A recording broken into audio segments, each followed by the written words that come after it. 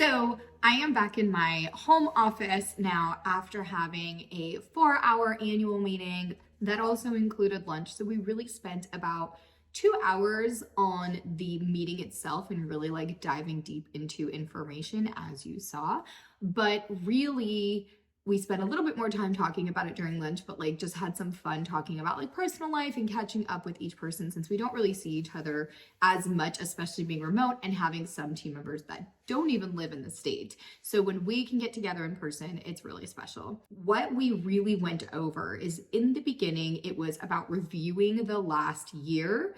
And we still have a few more weeks left, or a couple more weeks left of December in this 2023 year. However, we also looked at what our sales were, what our retention was, and how we did in our sales and conversion rate, as well as how well we did in completing activities and different things that we needed to do in the daily activities of the agency. So we looked at that, we reviewed it. Some of the numbers were shocking, some of them were a little bit more obvious because we kind of knew we were keeping track. And so we really just kind of reviewed year over year what's changed, what's happening, what are some things that have been going on, and came up with some numbers and measurements so that we can just really understand what's happened in the last year on a big scale as opposed to month. Now, I do go over our numbers quarterly with the team, and we basically have goals, and we really work in a 90-day kind of 12-week period to see if we've won or lost compared to our goals. So what are our goals versus our actual?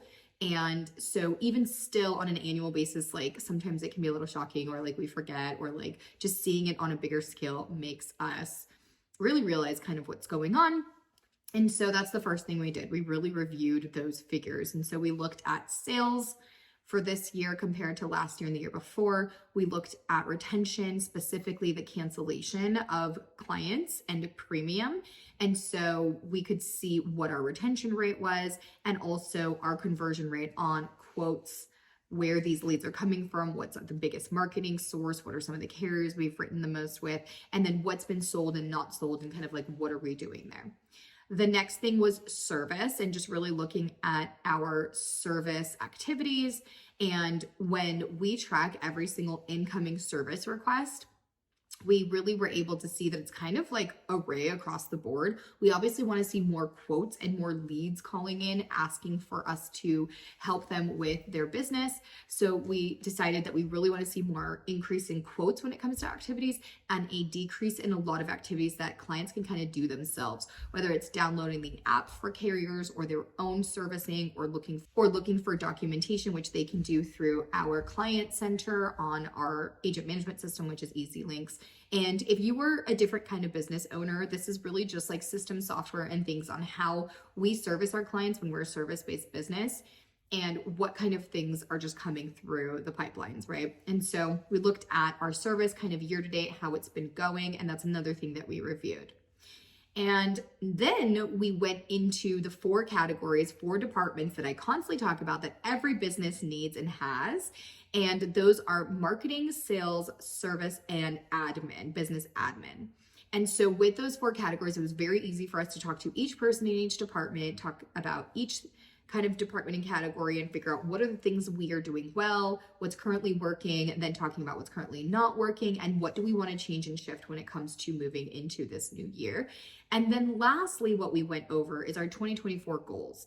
And so what we looked at was our sales goal, our retention goal, and then our overall growth goal. And so really at the end of the day, we're going to sell a certain amount, we're going to lose a certain amount, and in between those 2 figures is going to be what we're going to grow in our business and in our agency. And for me, I always start with how much do we want to grow? What is realistic but challenging? And also we had to really have conversation about where the market is going and where it's been this last year, and how much longer we think it's going to be like this, and what shifts and changes might be coming down in 2024. And so we had a lot of conversation about that, and we came up with our 2024 goals, which was sell this much, try not to lose more than this. That way we can hit our growth goal for the year.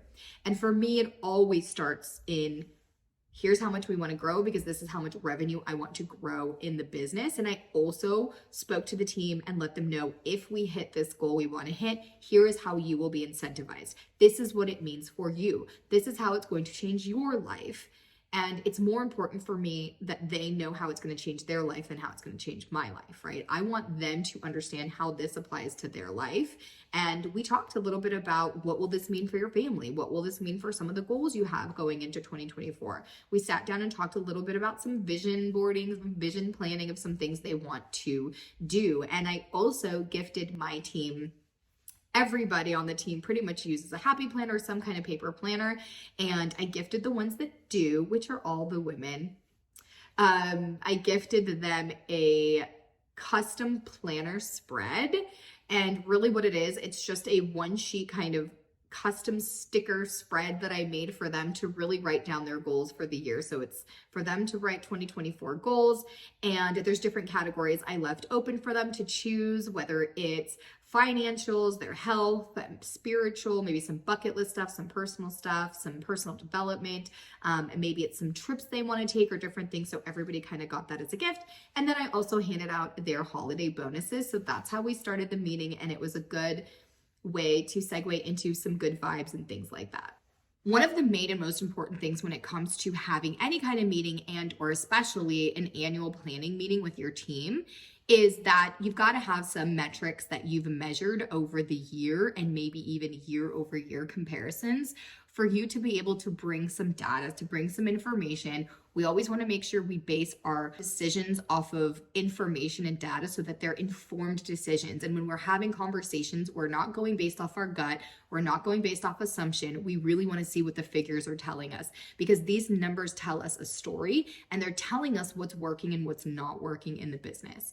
And so if you're not someone who's doing really well in tracking, I would say that's number one moving into the beginning of 2024. It's a great time to implement a tracking system. And I have amazing videos to help you see how we do that with Monday.com. So you might have seen a little bit of that streamed onto the TV in the meeting room. We were really looking at those figures. And then we also started to talk about what type of things maybe we weren't tracking that we want to, or any shifts and changes we want to implement into our tracking system.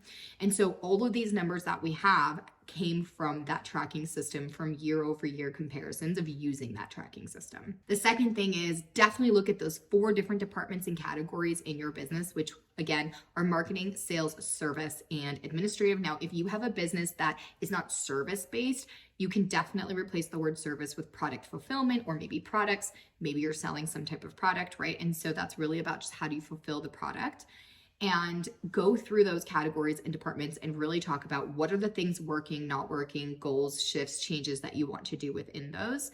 And then come up with the goals that you want to hit that are measurable, that are realistic, but also challenging enough, and understanding that you want to hit those within 2024 by the end of the year, let's say. Now, I also told my team, look, I don't care about how we're doing month to month. I really care about the overall year and how we do there.